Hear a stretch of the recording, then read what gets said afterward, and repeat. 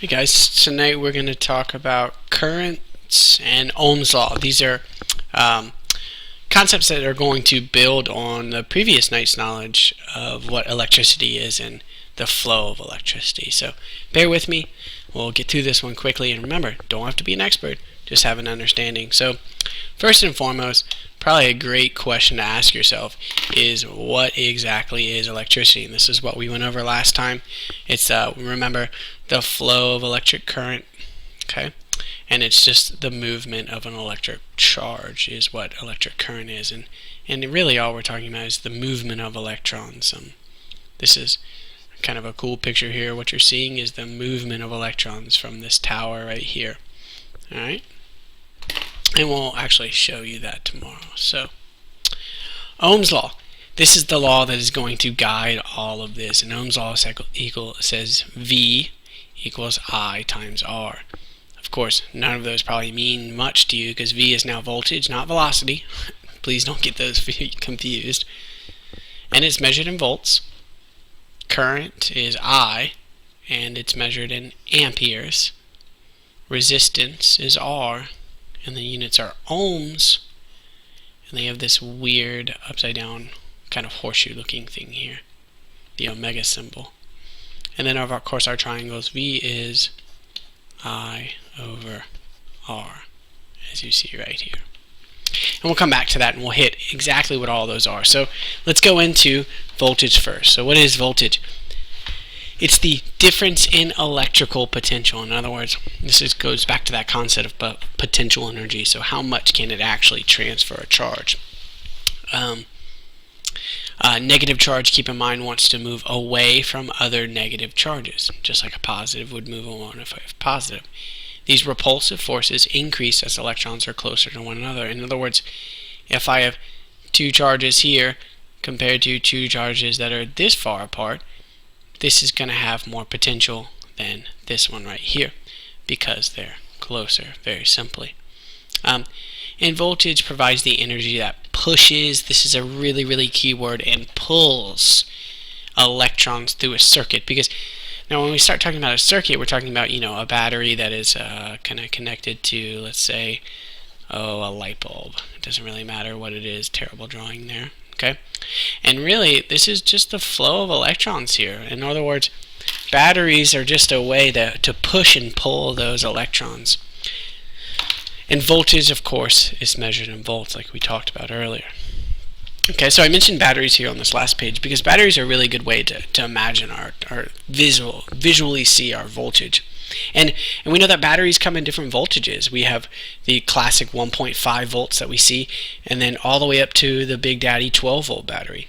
Well, if you look at batteries, they're going to have a positive and negative terminal, and we have that in this picture right here. So here's our positive, here's our negative. Now, this is where it gets a little tricky.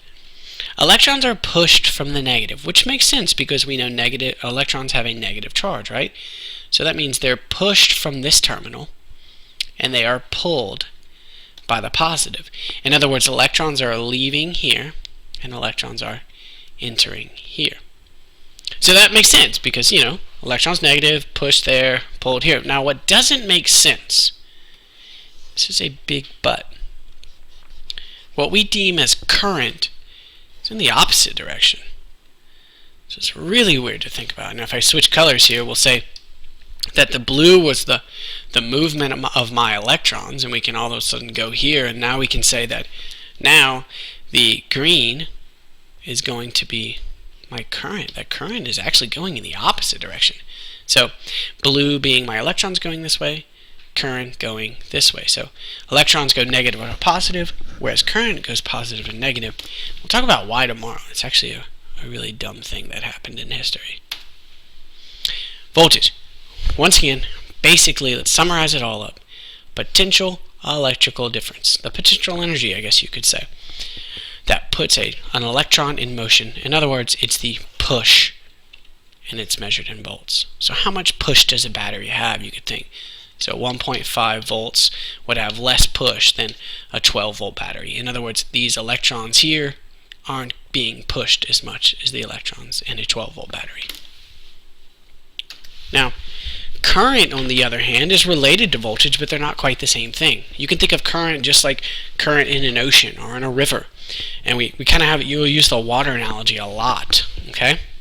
So current is kind of the flow here.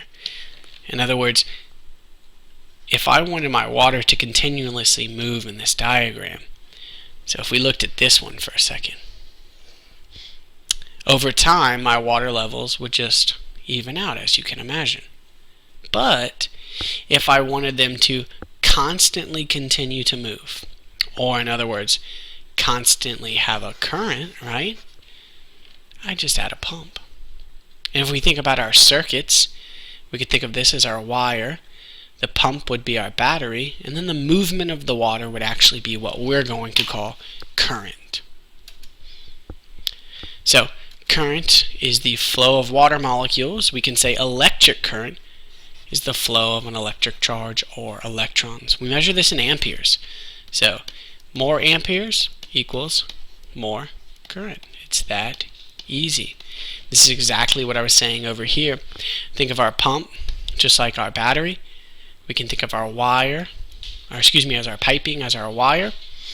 I think of a valve in the analogy to turn the water on and off. Well, that's just a light switch here. And then we'll talk about what a resistor is in just a little bit. But the big thing is what we were saying earlier. Electrons travel negative to positive. Makes sense. Remember, getting pushed out of that negative terminal, attracted by that positive. But current is the opposite. It's a terrible, terrible thing to remember, but it's just the way it is, and we have to accept it. Now, we have two types of current. We have direct current, okay, which is current that is always moving in the same direction. So we see it here on this graph as this nice, beautiful straight line. And then we have alternating current. And this is current that switches directions. In other words, positive then negative, positive then negative, positive then negative. Okay? The big thing to remember here is that direct current we're going to see in batteries. So that 1.5 volt or that 12 volt, your rechargeable cell phone batteries, those are all running off direct current. Alternating current is what we see at home. So anything that's plugged in, let's say a refrigerator or a microwave or even your charger to your batteries, those are running off what we're going to refer to as alternating current. And that has everything to do with how electrical energy is actually produced in a power plant. Remember that turbine that turns? Well, we'll see later in the next unit how that turbine is actually producing that electrical energy. And it actually provides a mechanism to why we see this switching of back and forth. So voltage and current. If voltage pushes the charges, and current is how fast the charges flow, then you could clearly say that the increase in voltage would increase the current, right? In other words, they are directly related to one another. As one goes up, the other goes up. Okay?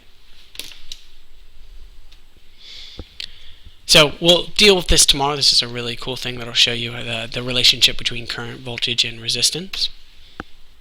Resistance is the last thing we'll talk about tonight. And objects use different amount of power because they have different amounts of current running through them. The difference in current is due to the difference in resistance. And resistance is exactly what you would think it is.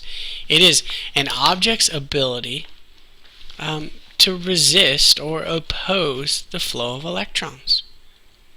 So in other words, something with a very high resistance has a very low flow, or another word for flow like that we've learned today is current. And I being the symbol for current, right? Now, resistance causes what we call internal friction, which is the slowing, the movement of charges. So we can think something with high resistance, another analogy here, has high friction. And we can measure this all in ohms, or this funny looking horseshoe guy, right? Let's continue on with that. Conductors have a very low resistance. So if we look down in here, this copper wire has very, very low resistance. In other words, electrons flow very easily through this. So we have a lot of electrons going in here. Where is that we get into our wires, or our plastic that cover these guys. These guys are more insulators, and insulators have a very, very high resistance. Okay? In other words, electrons are not flowing very easily through these. And we talked about in the last PowerPoint that this is what helps wires work very well. They have the copper on the inside flowing electrons and the wire on the outside to protect us. Resistance continued. So if we begin to look at resistance in a light bulb, that we actually can measure how bright a light bulb will be based on its resistance. So in a light bulb with a really high resistance is going to have a really a lot of light, where in comparison a light bulb with a very low resistance has very little light. And if we look at the wire, or what we call the filament, okay, so this is our filament or our wire. If we have a really thick wire, we have very low resistance. If we have a very thin wire, we have a very high resistance. And you can kind of think of an analogy of just kind of a tunnel, right? So if there's this really big tunnel, which one are you going to go through? You're probably going to go through this one because, well, quite simply, it's easier to get through. And you're not going to rub up against the walls, and it's going to have a lot less resistance. Electrons are the exact same way. The thicker wire has less resistance, more go through there. So more output, right? Thinner wire, it's a little bit harder to get through that, so there's going to be more resistance there. Ohm's law again, and the reason I bring this up now at the end is because what you're about to have is a practice problem that ties all of this together. So remember, Ohm's law says V equals I times R. V being voltage, I being current, and R being resistance. Also remember that V is measured in volts, I is current, which is measured in amps or amperes, and R is measured in ohms and has the weird upside down horseshoe symbol. So last but certainly not least, let's do a really quick practice problem, guys. Why don't you go ahead and pause it and try this one, and we'll come back and we'll start it up here in a second. Okay, now that you've tried it, it says the headlights of a typical car are powered by a 12-volt battery. What is the resistance of the headlights if they draw 3 amps of current when turned off? So like we said earlier, if I equals V over R, we know our pyramid looks like V, I, and R, right? What did I give you here? I gave you voltage, which was 12 volts, and I gave you current, which was 3 amps. Well, 12 divided by 3 comes out to 4, and the unit for resistance is ohms. That's it for tonight, guys. We'll go over a few more practice problems. We'll have a ton of demos tomorrow, so get ready for it. It should be a pretty good time.